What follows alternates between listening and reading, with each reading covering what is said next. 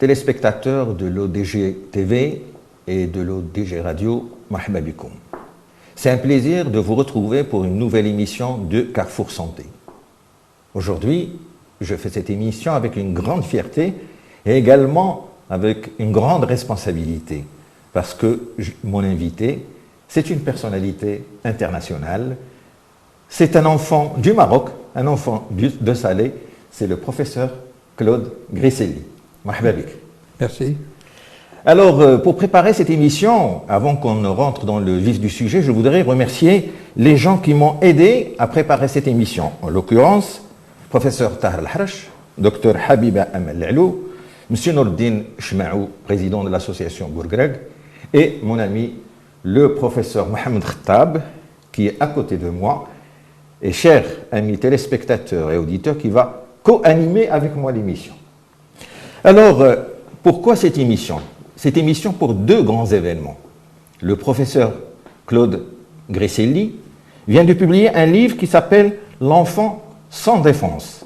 Et vous allez comprendre avec moi, défense c'est au pluriel, il va parler d'une pathologie ou des pathologies qui s'appellent les déficits immunitaires héréditaires chez l'enfant. C'est un grand chapitre de la pédiatrie et de l'immunologie. Deuxième événement, Claude Grisselli a eu un hommage de l'association Bourgreg et nous, à l'ODG TV, nous voulons lui rendre hommage à notre manière. Merci. Alors avant, professeur Claude Grisselli, c'est un professeur de pédiatrie qui s'est intéressé dès le départ à l'immunologie. L'immunologie qui traite de cette propriété de l'organisme humain de résister aux maladies. Il y a des enfants qui naissent qui n'ont aucune résistance. Il s'est intéressé à ces enfants.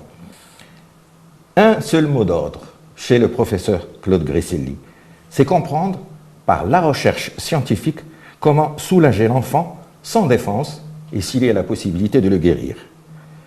Claude Grisselli a été le premier à créer une unité d'immunohématologie, c'est-à-dire qui traite de l'immunologie liée aux maladies du sang.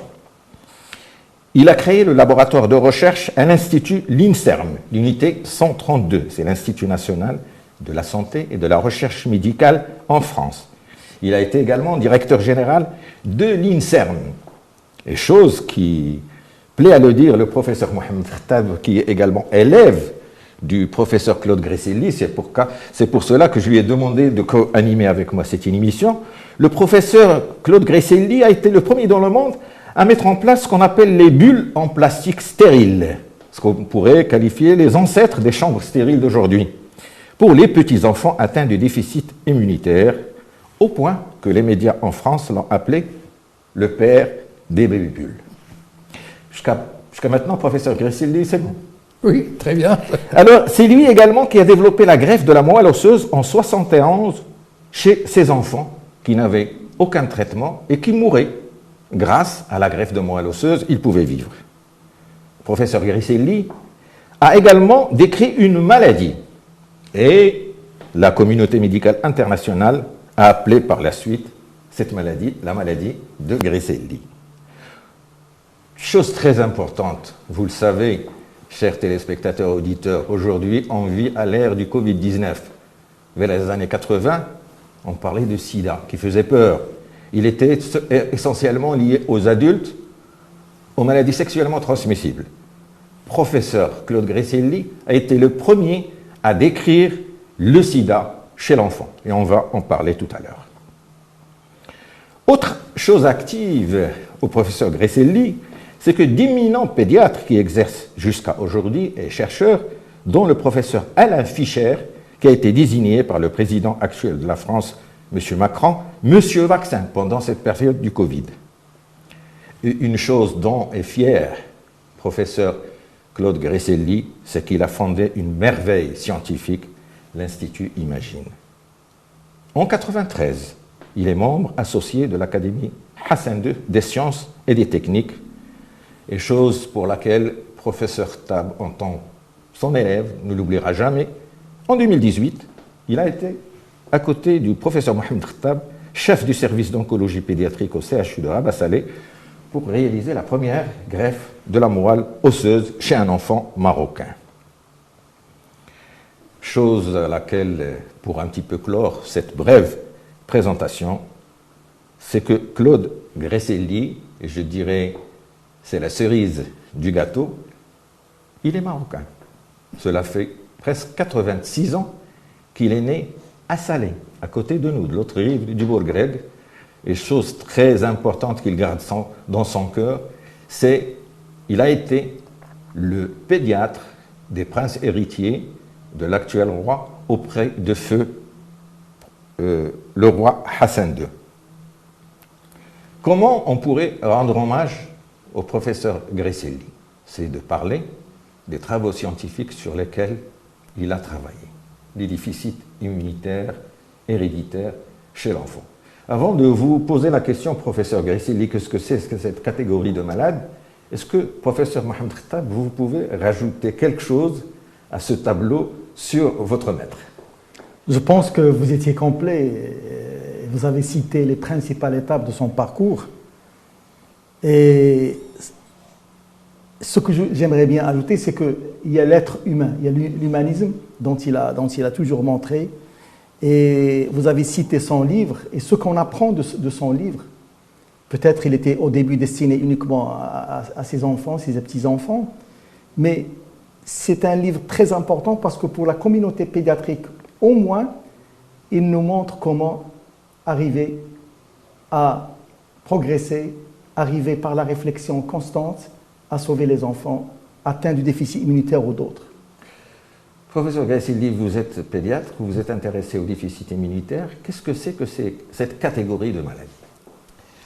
C'est une série de maladies, effectivement. Quand je m'y suis intéressé pour la première fois dans les années fin des années 60, pour 1968, au moment où je revenais des États-Unis pour y faire pendant une année de la recherche sur les petits rats et les petites souris. D'accord. Avant de me lancer sur la recherche médicale, il y avait une vingtaine de maladies connues. La plus ancienne étant une agammaglobulinémie, c'est-à-dire des enfants qui n'ont aucune capacité à produire des anticorps. Ils ont toutes les autres qualités immunologiques, qu'on appelle l'immunité cellulaire, qui est due à des cellules particulières qui passent par le thymus avant d'arriver dans le sang. Mais les cellules produisant des anticorps sont absentes. C'est la première décrite il y a environ une soixantaine d'années maintenant. Et puis, progressivement, on a décrit de nouvelles maladies. Et maintenant, figurez-vous qu'en 50 ans environ, on est maintenant à 450 maladies différentes. Très bien. Parce que la capacité que l'on a dans le domaine de la génétique permet de décrire les gènes avec une grande précision. Et donc chaque maladie a ses gènes particuliers. Alors, ce sont des maladies qui sont transmissibles, héréditaires. Il y a deux types. Soit des enfants, garçons ou filles, qui ont une maladie qu'on appelle autosomique récessive, c'est-à-dire qu'ils reçoivent le gène anormal du père et de la mère. Pour et que ils la ont maladie les se deux déclenche. gènes anormaux, on dit qu'ils sont homozygotes, c'est-à-dire ayant ces deux gènes, ils développent la maladie. Et puis il y a, par contre, ceux qui n'ont qu'un seul gène sont parfaitement normaux. Très bien. Comme les parents ou les enfants issus de parents qui n'ont reçu qu'un seul gène anormal. Puis il y a un deuxième type de maladie qui est très proche de l'hémophilie, dans son mode de transmission, qui est une maladie liée au sexe, c'est-à-dire qui ne touche que les garçons et transmise par les femmes. Et cela, ça reste vrai. Il n'y a pas d'autre solution que ces deux. Et ce qui est important à dire tout de suite, c'est que dans la maladie qui touche à la fois le père et la mère, pour donner ce qu'on appelle la maladie autosomique récessive, il y a une plus grande fréquence quand il y a une consanguinité. Très bien. Et autant dire tout de suite qu'il y a au Maroc une consanguinité relativement importante quand on compare avec d'autres pays. Par exemple, dans les pays européens ou aux États-Unis, la consanguinité tourne aux alentours de 0,5%. C'est-à-dire une fois 200 mariages. Tandis que c'est au Maroc, par exemple, à 16%. C'est énorme. Et dans les campagnes, pour des raisons diverses, y compris parce qu'on veut garder le patrimoine, mais aussi pour les liens familiaux qui existent, et qui sont tout à fait naturels et très humains, il y a jusqu'à 40%. Ce qui fait qu'il peut y avoir au Maroc une relative fréquence de maladies génétiques comme ça. Et par exemple en Europe, aujourd'hui, c'est environ 35 millions de personnes concernées, 3 millions en France.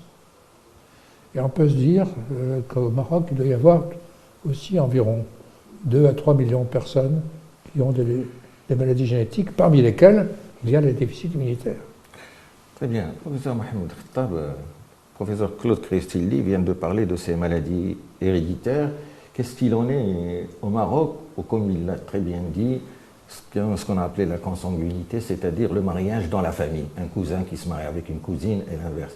Qu'en est-il de ce problème chez nous? Alors au Maroc, on a l'impression qu'il n'y en a pas, ce qui est complètement faux. D'ailleurs, la consanguinité assez élevée, au moins 15 à 16% en milieu citadin et 25 à 30% en milieu rural. Aujourd'hui, au Maroc, dans les villes, on continue à se marier entre familles à hauteur de 16%. Et dans la campagne, de 25%. Si vous voulez. Mais c'est ça les statistiques actuelles.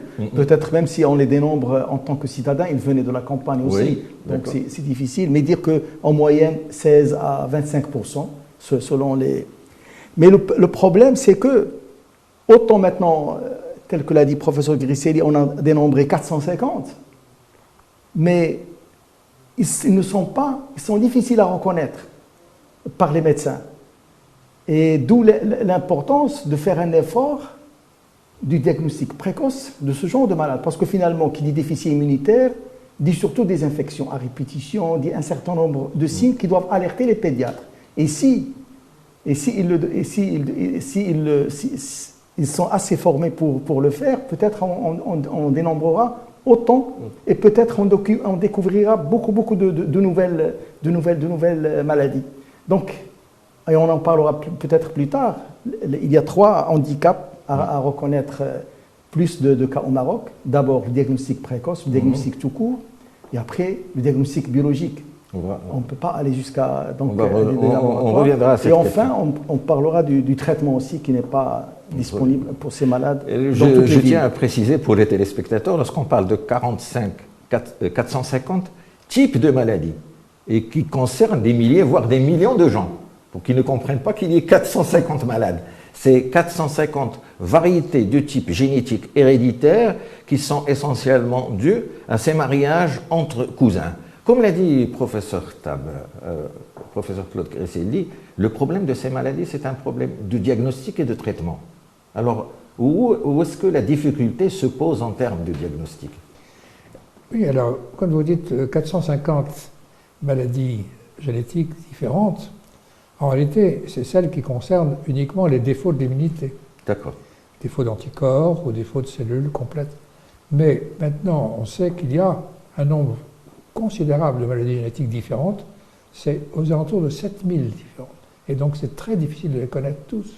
Et je rejoins, bien sûr, Ahmed Khattab, qui dit que le diagnostic précoce est extrêmement important, parce que sinon, beaucoup de ces maladies, notamment les déficits immunitaires, s'infectent et ne peuvent plus être traités tellement ils sont malades. Tandis qu'au début des premières infections, à ce moment-là, il y a différents types de thérapeutiques dont on peut parler. D'accord. Lorsqu'on dit problème de diagnostic précoce, professeur Tabou, professeur Claude Grisselly, comment faire ce diagnostic précoce? Le problème, et je crois que nous devons travailler sur le diagnostic précoce. Parce que pour tous les étudiants en médecine, il n'y a qu'une ligne durant les 7 années d'études qui mentionne le déficit immunitaire, sans plus. Et finalement, ce n'est que pour les futurs spécialistes, les résidents, les internes, qu'on leur donne une leçon sur les déficits immunitaires. Alors, maintenant, comment faire? Donc, il doit y avoir un effort des sociétés savantes. Il faut réfléchir sur ce problème-là, parce qu'on peut sauver ces enfants à condition de les diagnostiquer précocement. Ils vont faire des infections à répétition, ils vont faire des diarrhées chroniques, par exemple, maintenant, il y a des règles. Ils te disent que pour les enfants de moins de 4 ans, s'il fait 8 otites, il faut penser à un déficit immunitaire. Oui. Alors que les parents continuent, les médecins continuent à soigner des otites à répétition, des infections sévères à répétition. Alors comment amener tous les médecins et les pédiatres et les généralistes à penser au déficit immunitaire et à l'explorer? Et je ne sais pas quel est l'avis du professeur Griselli sur le dépistage néonatal. Moi, j'avais lu en France que tout nouveau-né, on lui fait un hémogramme, et si les lymphocytes sont moins de 2000 par millimètre cube, il faut peut-être penser et explorer. Alors, faut-il instituer, est-ce qu'on peut aller jusqu'à ce... Avant de donner la parole au professeur Griselli, le professeur Tab a dit un hémogramme et des lymphocytes. C'est un examen de sang pour voir un certain type de globules blancs qui sont les lymphocytes, pour que le téléspectateur puisse continuer à être avec nous. À vous, professeur Griselli. Évidemment, théoriquement, en faisant un hémogramme à la naissance, on peut détecter des déficits immunitaires graves. Mais il faut dire que c'est une organisation extrêmement complexe et coûteuse. Et finalement, chaque fois qu'on veut faire un diagnostic anténal à la naissance, on pèse le pour et le contre, parce que si c'est une maladie extrêmement rare, même s'il en existe 450 sortes, il y a seulement, bien heureusement, qu'une vingtaine de patients atteints de certaines maladies chaque année. C'est des maladies rares. Multiplié par 450, ça fait beaucoup, mais c'est relativement rare. Et donc, dans la balance, on ne le fait pas encore en France ou dans d'autres pays européens. Simplement, il y a une seule maladie, parmi les 450 que je vous ai citées, pour laquelle le gène est très facile à trouver. Et c'est en train d'être lancé seulement maintenant. C'est quelle maladie? C'est un déficit immunitaire combiné sévère, qui s'appelle comme ça, parce qu'il touche à la fois la fonction anticorps et les lymphocytes, dont vous avez donné la définition tout à l'heure. Voilà. Et il y a un gène particulier qui touche garçon comme fille, qui peut être, et qui, bien heureusement, peut être totalement guéri et définitivement guéri par une transplantation de moelle osseuse. On y reviendra sans doute. Sûrement. Professeur Claude Griselli, vous avez consacré presque toute votre vie à la recherche. Donc, quels sont les établissements avec lesquels vous avez travaillé ou que vous avez initiés en France ou ailleurs? Alors d'abord, la recherche, je l'ai débutée à l'hôpital Saint-Louis lorsque j'étais avec mes maîtres, Jean Bernard et Seligman, qui m'ont ouvert les laboratoires de l'INSERM qu'ils dirigeaient. Ensuite, je suis parti aux États-Unis, comme je vous le disais, et à mon retour, j'ai décidé de créer, tout en étant médecin, m'occupant de malades, le matin et parfois aussi l'après-midi, j'ai créé un laboratoire avec des collaborateurs. Et finalement, on a eu une équipe magnifique qui fait qu'on était arrivé à être 75 personnes, qui fait qu'on avait à la fois une unité de recherche, vous citiez de l'INSERM, vous le citiez tout à l'heure, l'unité U132, et puis un service qui est une unité d'hématologie et d'immunologie. Donc avec les deux à la fois, on travaillait. Donc les chercheurs venaient souvent voir les malades, les médecins allaient souvent au laboratoire, certains avaient un pied dans l'un et dans l'autre, et c'est cette grande équipe formidable. Vous avez cité le professeur Fischer tout à l'heure, il y en a beaucoup d'autres, puisqu'on était 75 au total, certains à temps plein, d'autres temps partiel, et finalement on est arrivé à compenser. Si je n'avais pas eu toute cette équipe, je ne serais pas là avec vous aujourd'hui. C'est grâce à eux que j'y suis, même si, pour certains, c'est grâce à moi qu'ils sont ce qu'ils sont. Et donc c'est une sorte d'aller-retour, de compagnonnage que j'ai beaucoup aimé Et bien entendu, je suis encore en relation très étroite avec eux, puisqu'on en parlera peut-être, il y a un institut des maladies génétiques à Paris, à l'hôpital Necker, où ils sont tous. Et voilà. Ce que vous dites, professeur Claude Grisselli, c'est ce travail de collaboration entre les médecins cliniciens au lit du malade et les chercheurs dans le laboratoire de recherche, c'est que vous avez réussi un petit peu de décloisonner. Ils travaillent ensemble. Professeur Table, est-ce que ce décloisonnement existe chez nous ou encore les équipes de recherche travaillent d'un côté, les cliniciens d'un autre? C'est un excellent modèle dont vient citer le professeur Grisselli, vraiment cette clinique et recherche qui sont l'une dans l'autre. Et c'est une compréhension et certainement, j'aimerais bien connaître combien vous avez découvert de types uniquement dans votre institut, à part ce qui a été découvert ailleurs. Ici, au Maroc, c'est encore cloisonné. Donc on est encore au stade du cloisonnement. Et il faut trouver un pionnier, comme M. Grisselli, pour essayer de ramener tout le monde. Et d'ailleurs, M. Grisselli, depuis des années, il essaie de mettre cet équivalent d'Imagine ici au Maroc, d'autant plus qu'il a remarqué qu'il y a beaucoup de consanguinité et beaucoup de maladies génétiques.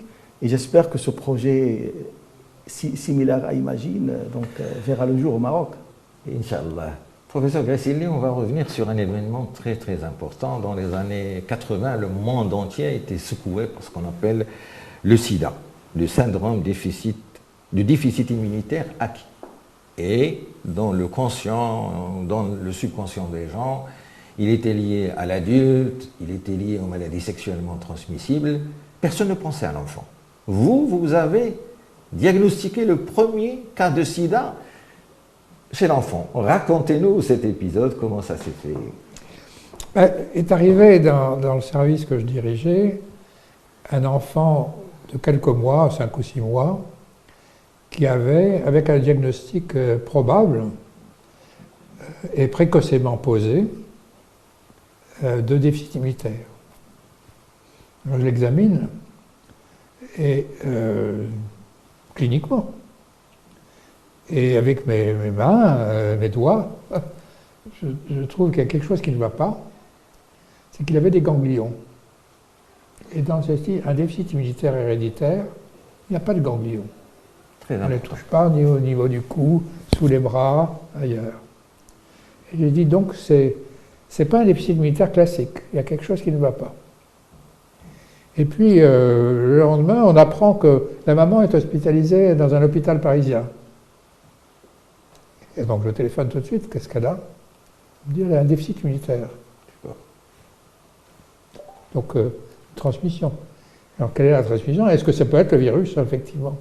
Et du coup, j'ai demandé à Françoise Barré-Sinoussi, oui, maintenant prix Nobel, et membre et même présidente du conseil scientifique de l'université Boulkassis, ici, à Rabat, de faire la recherche du virus dans le sang de l'enfant, et on le trouve. Donc, c'est la description, avec un seul enfant et une maman, de la transmission du virus de la mère à l'enfant. Et ça a été le début d'une grande étude que nous avons fait en France, ailleurs, en Afrique, bien évidemment, et on a mis en place ce qu'on appelle une cohorte d'enfants et de mamans pour voir quelle était l'évolution. On a pu décrire qu'il y avait 2 types différents de maladies. Les unes qui entraînent le décès très vite, en quelques mois, et d'autres qui laissent une survie avec une possibilité de guérison que l'on a pu atteindre finalement grâce aux trithérapies qui ont été mises en place pour le traitement d'adultes et que nous avons appliquées à l'enfant. Et c'était le premier cas de sida enfant? C'était le premier cas de sida de l'enfant. Dans votre vie très riche, professeur Claude Grisselli, vous avez été à l'origine de la découverte de tellement de maladies, au point que la communauté internationale a appelé une maladie en votre nom, la maladie de Grisselli. C'est quoi cette maladie? L'histoire peut être assez longue, mais je peux la faire de façon courte. Entre dans mon bureau un jour de consultation une petite fille qui a plein de petits boutons, et elle a un albinisme, c'est-à-dire que ses cheveux, alors qu'elle a l'âge de 7 ou 8 ans, Et je savais qu'elle avait eu des affections répétées, comme le disait Mohamed Hattab tout à l'heure. Les affections répétées traduisent la possibilité d'un déficit immunitaire. Donc je sens qu'elle a un déficit immunitaire et elle a des cheveux gris argentés, comme le vison argenté. Oui. Très beau, très belle couleur, grise. Sel, poivre, sel. Sel et poivre, c'est ça, un peu comme les tiens et comme les miens. Et du coup, je fais une relation entre le déficit immunitaire, qu'elle n'avait d'ailleurs pas, qu'on ne trouvait pas dans les premiers examens biologiques qu'on faisait, et les troubles des cheveux. Et pour faire une longue histoire, quelque chose de très court, je dois vous dire qu'on a finalement décrit un déficit immunitaire très particulier et un défaut de la diffusion du pigment qui pigmente, qui colore normalement les cheveux et les poils d'ailleurs, qui est la mélanine, oui, qui est produite par une cellule particulière qu'on appelle le mélanocyte dans la peau. Et ce sont des cellules lymphocytaires, les lymphocytes en particulier, et les cellules produisant la mélanine qui ont le même défaut. Voilà, et c'est comme ça que ça a pu être décrit dans le monde entier maintenant. Il y a, si on regarde sur Facebook, oui, syndrome de Griscelli, vous verrez toute une personne, il y a des personnes qui disent « Moi, mon fils ou ma fille a un déficit, a une maladie de Griscelli » et ils s'échangent tout un tas d'informations et on peut heureusement les guérir par une greffe de moelle osseuse. D'accord. Je pense que et d'ailleurs, j'aimerais bien témoigner que suite à la description de cette maladie, de Griscelli, on a eu à Rabat, à Casablanca et dans d'autres villes au Maroc, des enfants atteints de déficit immunitaire et avec des cheveux gris, tels qu'ils ont été décrits. Donc, et à chaque fois qu'on trouve ce genre on appelle M. Griscelli. Venez regarder ses cheveux au microscope. et c'est donc il nous affirme ou il nous dit peut-être c'est pas ça, mais il nous aide puisque donc il y a un défaut d'exploration génétique dans ce sens-là au Maroc. Donc on ramène les cheveux et des prélèvements en France et il nous aide toujours à les ramener en France pour aller plus loin et faire exactement quel est le type, parce que maintenant il y en a encore plusieurs types au sein de la maladie de Griscelli. Si je comprends bien, le diagnostic de cette maladie est au bout d'un cheveu. Un cheveu au microscope. Au microscope. Merci professeur Tapp pour cette précision. Professeur Claude Griscelli, votre vie très très riche et vous êtes fier d'un événement ou de quelque chose que vous avez créé en France, c'est l'Institut Imagine dont le 14 avril dernier, notre ami et collègue Dr Habib Amal en a parlé. C'est l'Institut Imagine. C'est quoi cet institut? À Necker, enfant malade, depuis une bonne centaine d'années, je sais que c'est le plus vieil. Necker enfant malade, c'est l'hôpital au sein de Paris, le plus grand hôpital, pour qu'on explique. C'est ça, l'hôpital Necker enfant malade est en plein Paris, à Montparnasse. Et c'est le premier hôpital pédiatrique créé au monde. D'accord. Et il y a, par tradition, beaucoup de services hospitaliers qui ont en même temps une activité de recherche. Mmh. Et quasiment tous, grâce à des ancêtres comme le professeur Lamy ou le professeur Royer, des activités dans le domaine des maladies génétiques. Et dans les années 90, j'avais pensé qu'on pouvait réunir tout ce monde-là. Car quand je voyageais pour les congrès, je voyais aux États-Unis ou en Suède ou en Australie, il y avait des laboratoires communs, unis, alors qu'à l'hôpital Necker, ils étaient tous séparés et ils ne se voyaient pas, ils ne parlaient pas entre eux. J'ai pensé qu'on pouvait les réunir dans un institut. Puis, comme j'étais directeur général de l'INSERM, vous le rappeliez, c'est un organisme qui a une activité de recherche importante et qui a des moyens financiers. J'ai attribué les 3 premiers millions d'euros à Necker, enfant malade, pour créer un institut. Et nous avons pu réunir 60 millions d'euros et construire, installer avec des outils les plus modernes, 19 000 mètres carrés en plein Paris, où il y a maintenant 450 chercheurs, techniciens, ingénieurs, médecins, Super. qui travaillent ensemble, tous, dans tous les domaines des maladies génétiques. Si vous me demandez dans quel domaine, je vous dirais oui, ça existe.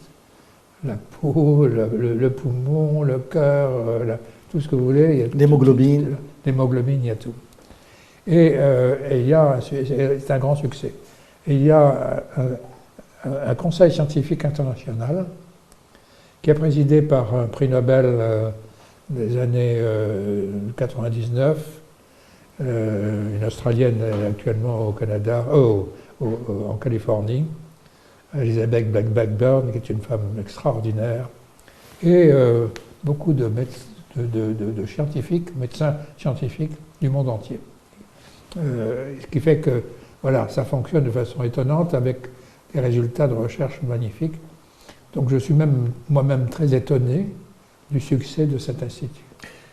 Super, donc l'Institut Imagine, c'était un rêve de scientifique. Mais pour sa réalisation, il fallait qu'il y ait, je dirais, une décision politique. Oui.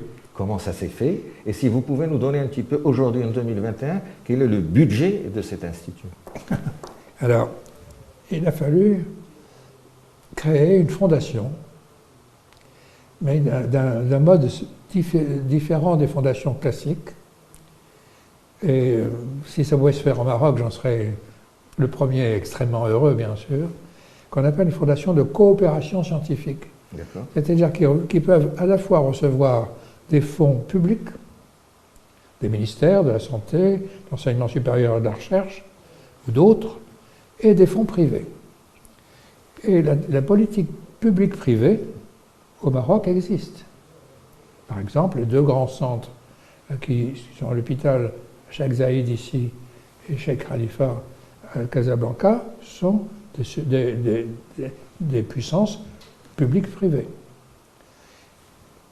Il suffit de peu que, comme le disait tout à l'heure Ahmed Rattab, que quelques leaders arrivent et veuillent faire vraiment quelque chose de nouveau avec une dimension de recherche et de soins intégrée pour que ça existe au Maroc.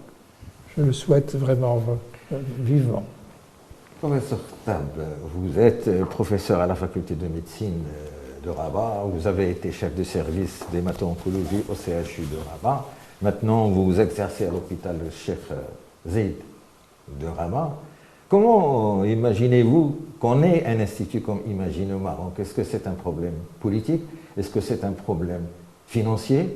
Est-ce que c'est un problème? Nous n'avons pas suffisamment de chercheurs au Maroc. Je pense pas. Je pense que d'abord, il faut qu'il y ait des leaders. S'il n'y avait pas M. Grisselli derrière cette idée, il n'y aura jamais cet institut. Donc il faut qu'il y ait un ou deux ou trois leaders qui veulent vraiment de cet institut. Les chercheurs, il y en a au Maroc, ils sont très nombreux. Malheureusement, ils sont cloisonnés. Et on trouve aussi bien à la faculté de médecine que dans les facultés des sciences et dans d'autres domaines. Donc il suffit qu'il y ait des leaders. Les fonds privés, ils existent. Je ne pense pas que...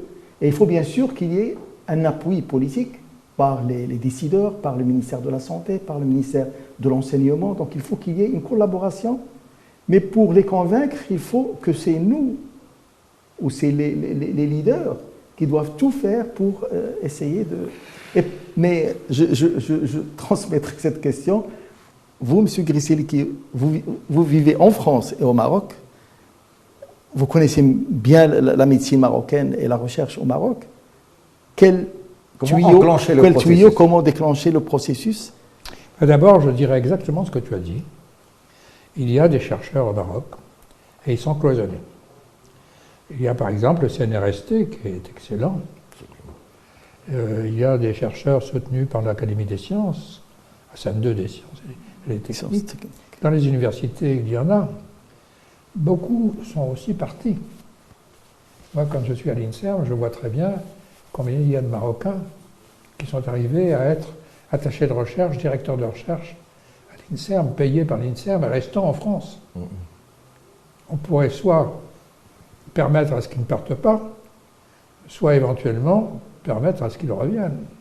Enfin, donc, effectivement, il faut quand même 2 ou 3 leaders. Mais des gens comme Khattab sont excellents, peuvent très bien eux-mêmes. Je pense que le message est Parce que clair. moi, quand j'ai créé cet institut, j'avais déjà 72 ans.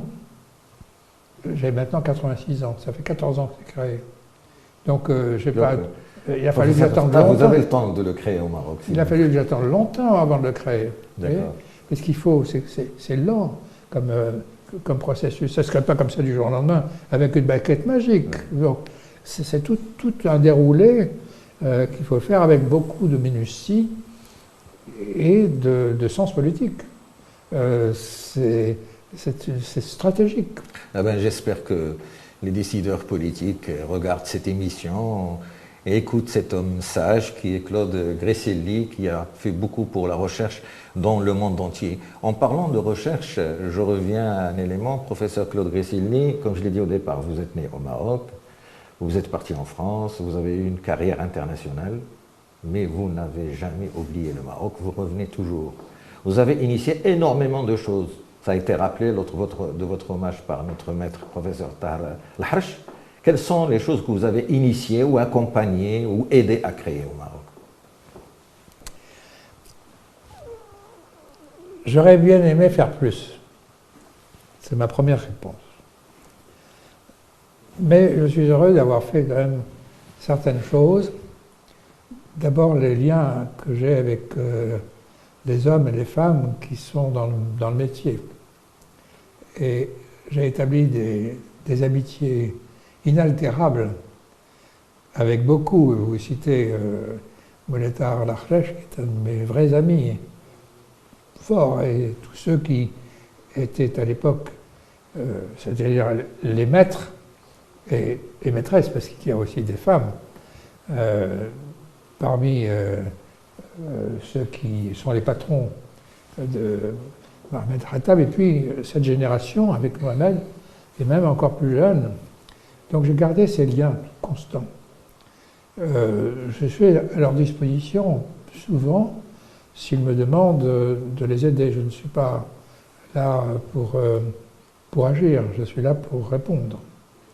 Je le fais avec beaucoup de simplicité d'abord, j'espère, et je suis chaque fois très heureux quand on me demande quelque chose de le faire.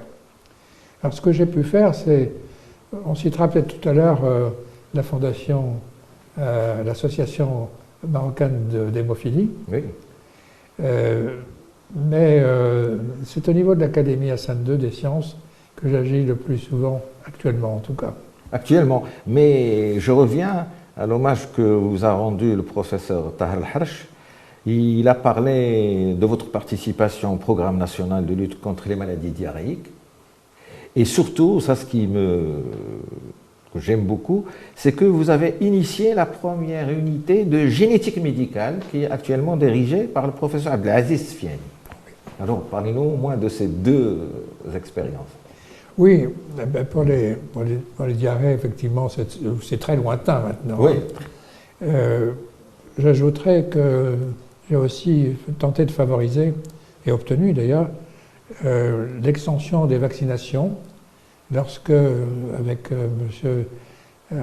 Nizar Baraka, qui était à l'époque ministre du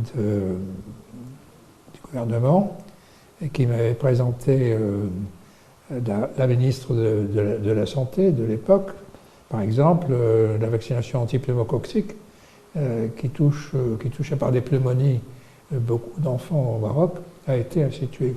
Voilà. Et puis, voilà, je crois que je réponds simplement aux demandes. Hein. Très bien. Moi, si je me rappelle de mémoire, Nizar Baraka était ministre des Finances et à l'époque, il y avait Taïb Ben Cheikh qui était ministre de la Santé. Voilà, je pense. Tout à fait. Et moi, en tant que Marocain, j'aimerais bien témoigner qu'à chaque fois qu'on sollicite M. Gresselli, il est là pour nous aider.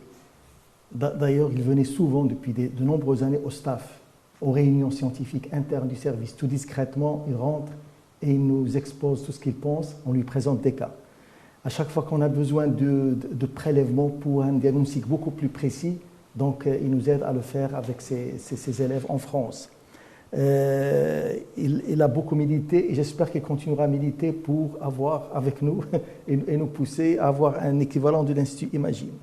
Et comme vous l'avez rappelé au début, il a tenu à dire tout enfant atteint du déficit immunitaire, il faut le greffer quand c'est indiqué, parce que sinon il mourrait. C'est le seul traitement. Et il nous a aidés, encouragés à faire la première greffe d'un bébé de 10 mois qu'il a déjà perdu 10 de ses frères aînés, 3 de ses frères aînés, et finalement, après études et après recherche complète, il y a tous ces élèves qui sont maintenant maîtres à l'hôpital Necker. Ils sont venus nous expliquer, nous aider, nous accompagner. Et la greffe a réussi. Et maintenant, l'enfant, il est vivant. Et le premier qui était content à venir et prendre l'enfant dans ses bras, c'était M. Grisselli au service. Très bien. Le professeur Mohamed Khattab, est-ce qu'on a greffé d'autres enfants après? Ah, bien sûr. Bien sûr que ça continue. Et même la dernière greffe, et c'est passé il y a quelques semaines, c'était une greffe qui est encore plus difficile. Le donneur n'est pas compatible à 100%, il est à moitié compatible et ça a été fait. Donc finalement, maintenant la machine a démarré et très bien que je vous continue. Pardon, vous citiez également Abdelaziz Sefiani. Oui. Effectivement, c'est un très bon généticien, excellent. C'est le premier généticien médical au Maroc. Oui, il n'est pas le seul maintenant. Non, là, le premier qui a été formé, il n'est pas le seul, heureusement. Il n'est pas le seul, par exemple. Salama Nadifi à Casablanca est très remarquable. Il y a aussi dans les épices militaires Aziz Bousfiha, qui est un garçon magnifique. Super. Et donc je pourrais citer encore beaucoup, parce que à Fès, à Marrakech, à Oujda, il y a beaucoup de gens de grande qualité. À mon avis, c'est incessamment sous peu. Ça va se construire. Alhamdulillah. Alors, professeur Claude Grisselli, nous, on a un laps de temps très court, on a essayé un petit peu de survoler votre rapport dans le domaine médical, mais une autre casquette que très peu de gens connaissent, c'est que feu le roi Hassan II vous a nommé membre associé de l'Académie Hassan II des sciences et techniques. Racontez-nous un petit peu votre premier contact avec feu Hassan II, surtout, d'après ce que j'ai su, vous avez fait des dizaines de parties de golf avec lui. Oui, un jour, mon patron, le professeur Mazzi-Conaxi, était déjà le pédiatre de la famille royale. C'est en quelle année? Ça se passait entre les années 60 et 75. Et un jour, commençait à avoir un certain âge et il me demande de l'accompagner à la demande de feu Auguste Hassan II. Et on parle et il me dit, bon, il faudrait que vous commenciez à regarder les carnets de santé de mes enfants. C'est comme ça que ça s'est passé. Le premier jour. Je regarde les carnets de santé qui étaient fort bien tenus. Et je dis, ils sont impeccables, toutes les vaccinations sont faites, le poids et la taille sont magnifiques, il n'y a pas de problème, aucun problème. Pas bien. Bon. J'avais quand même compris que j'allais prendre la suite. D'accord. C'est ce qui s'est passé. Il me demande quelques informations. Et je suis né à Salé. Comment vous êtes né à Salé? Oui. Qu'est-ce que vous avez vos parents? Mon père était ingénieur des travaux publics, il était ingénieur de Salé. Ah bon? Et qu'est-ce qu'il a fait? Mais il s'est surtout occupé des remparts, notamment. Quel âge il était à Salé, là, ingénieur Alors, il était ingénieur dans les années... attendez, moi je suis né en 1937, donc c'était entre 1930 et 1945. Merci pour cette parenthèse. Voilà. Et il est resté longtemps ingénieur de la ville de Salé avant de devenir ingénieur de la ville de Rabat. Et sa marotte qui était intéressante, parce qu'il a restauré les remparts en particulier de cette magnifique porte, Marissa, oui. Sous laquelle passaient les bateaux des corsaires pour rejoindre le Bourgogne avant de se cacher s'ils étaient poursuivis par d'autres. Et vous savez peut-être qu'il y a une histoire intéressante où il y a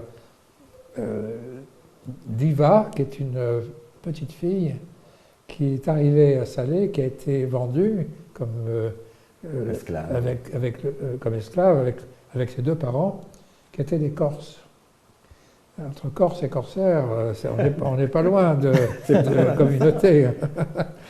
Et cette petite Corse est allée au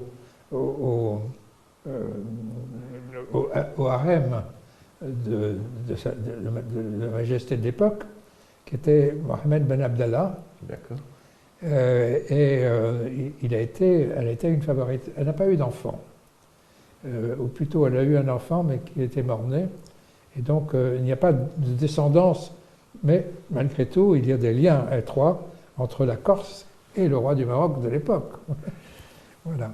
Merci pour cette parenthèse historique, mais revenons au carnet de santé que Sa Majesté le roi Oui. Hassan II vous a montré. Voilà, ensuite donc j'ai compris que j'allais être son pédiatre, et je l'ai été, effectivement, jusqu'après son décès même, parce que j'ai pu donner des avis sur à Mohamed VI, sur le prince Hassan, et pour les enfants du prince Moulay Rachid. D'accord. L'enfant, parce qu'il n'y en a qu'un. Alors, professeur, en parlant de la famille royale, dans votre livre que vous venez de publier, L'enfant sans défense, vous citez en page 164-165 une petite anecdote.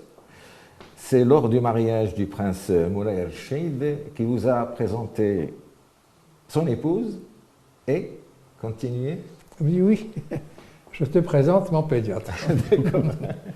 Alors j'étais étonné parce que quand même j'avais déjà, c'était il y a 5-6 ans, 80 ans, et donc j'étais son pédiatre il y a fort longtemps. Mais il s'en est souvenu, et c'est pour ça que je dis, on n'oublie jamais son pédiatre. Voilà. Et je lui ai dit oui, et puis j'ai fait toutes les vaccinations, et c'est effectivement, je l'ai vacciné, lui comme ses 3 sœurs, et comme Sa Majesté actuelle. Oui. Est-ce que je pourrais vous demander comme ça, lorsque vous jouez une partie de golf avec le roi Hassan II, de quoi vous parlez? Alors, d'abord, je n'ai pas joué au golf. D'accord. Je le suivais. D'accord. J'étais dans la petite voiture qu'il conduisait, après qu'il ait reçu 2 ou 3 ministres, y compris le Premier ministre, qui voulaient le voir pour lui poser des questions, ou même faire signer un texte qu'il prenait le temps de lire. Après 2 ou 3 trous, il faisait signe et revenait me chercher, et je me mettais à côté de lui. Et là, les conversations qu'on avait étaient surtout dans le domaine médical. Mais j'ai eu des conversations non médicales aussi, qui me reviennent souvent à l'esprit et qui sont très... Alors médical veut dire que Hassan II avait d'abord un appétit de connaissances dans le domaine médical incroyable. Et il était vraiment... Il avait une compréhension de la biologie et de la médecine étonnante. Il y a des gens qui sont complètement réfractaires, j'en connais, je ne les cite pas. Voilà, on n'a pas besoin d'eux. Mais lui, au contraire, avait une grande facilité de compréhension. Quand on lui expliquait des choses, sur les difficultés militaires par exemple tout à l'heure, on lui expliquait ça, il comprenait tout de suite. Il posait les bonnes questions, tout de suite. Alors, il avait une intelligence indiscutable sur beaucoup de sujets, comme vous le savez, peut-être même tous les sujets, mais particulièrement... mais on avait aussi des conversations diverses. Par exemple, je me souviens qu'un jour, il me parlait des relations du Maroc avec la Chine. Alors, moi, le médecin, pédiatre, il me parlait aussi de la politique de l'eau, en disant, très important, il dit, heureusement, nous n'avons pas de pétrole, parce que regardez, vous verrez ce qui va se passer au Mexique et au Venezuela. Ça va être terrible. Quand on dit pétrole, c'est terrible, ça va gâcher tout. Nous, politique de l'eau, voilà. Donc des choses comme ça. On parlait également de politique française. Il était très, très informé. Voilà. Mais enfin, j'étais surtout le médecin. Et effectivement, quand j'ai décrit le premier cas de sida de l'enfant, il a été très, très intéressé par ça. Et il me disait, mais alors, qu'est-ce qu'on peut faire? Et je lui expliquais que la première chose à faire était de supprimer l'allaitement. Parce que le lait de mère contient les virus. Et donc on a beaucoup parlé des difficultés qu'il y a dans les pays africains, mais aussi au Maroc, de supprimer l'allaitement maternel et de le remplacer par de l'allaitement artificiel. Voilà, il y a plein de choses. Excusez-moi, pour cet élément, supprimer le lait maternel lorsque la maman est touchée. Oui. Mais il faut conseiller aux gens de donner l'allaitement. Il faut que le préciser pour les... Bien entendu. Vous avez raison de le préciser. Alors, il n'y a rien de mieux que l'allaitement maternel. Absolument. Deux petites dernières questions. Au 14 avril, lorsque l'association Bourglag vous a rendu un hommage, il y avait une dame, professeure Raja Chakraoui El-Mousli, qui est une grande chercheuse marocaine dans le domaine de physique nucléaire et qui est membre de l'Académie Hassan II des sciences et techniques, dont le mot qu'elle a dit était un homme infatigable, dans le sens que bientôt, vous allez encadrer un travail, une réunion sur l'épidémiologie. De quoi s'agit-il exactement? Oui, d'abord, je voulais vous dire aussi que quand j'ai été nommé directeur général de l'INSERM, Feu Hassan II a dit « Je vais créer une Académie des sciences, considérez-vous comme futur membre de l'Académie que je créerai. » Il n'avait pas donné de date. Absolument. Malheureusement, son décès est survenu, mais son héritier, Mohamed VI, crée l'Académie Hassan II. Et quand il nous a reçus à Agadir... Il vous a rappelé que... Il m'a rappelé, il m'a dit « Oui, voilà, j'ai mis en application ce que feu mon père souhaitait. » Alors, oui, quand on est académicien, il faut travailler. On n'est pas là pour seulement se reposer, être entre amis. Effectivement, c'est très agréable d'être avec des compagnons qui sont soit des membres marocains, soit des membres étrangers. Il se trouve que je suis, moi, intermédiaire parce que je suis nommé à titre étranger, mais comme je vis en retraite au Maroc, je suis avec tout le monde, en quelque sorte. Et j'essaye d'aider, effectivement. Nous allons organiser une séance prochaine, les 18 et 19 mai, qui sont consacrés à l'épidémiologie de l'épidémie de Covid. D'accord. Comment, après avoir vécu la Covid, nous pouvons mieux nous organiser pour de futures éventuelles épidémies, quelles leçons tirer à tout point de vue, biologique, épidémiologique, sociologique, économique, etc. Enfin, ça a touché tous les secteurs. C'est extrêmement intéressant et ça sera multidisciplinaire. Et il se trouve qu'effectivement, le 19, je préside une des séances sur l'épidémiologie. Merci, professeur Claude Gresselli, d'avoir répondu à l'invitation de l'ODG TV et l'ODG Radio. Avant de terminer, je voudrais vous poser une question. Ce n'est pas une anecdote, c'est un fait historique. Nous sommes en train d'enregistrer l'émission un 18 avril. Le 17 avril, c'est la journée mondiale de l'hémophilie. Je crois que vous avez quelque chose à nous raconter concernant la création de l'Association marocaine des hémophiles au Maroc. Ah oui, effectivement, c'est encore avec Hassan II qui souhaitait avoir des informations sur l'hémophilie, on en parle.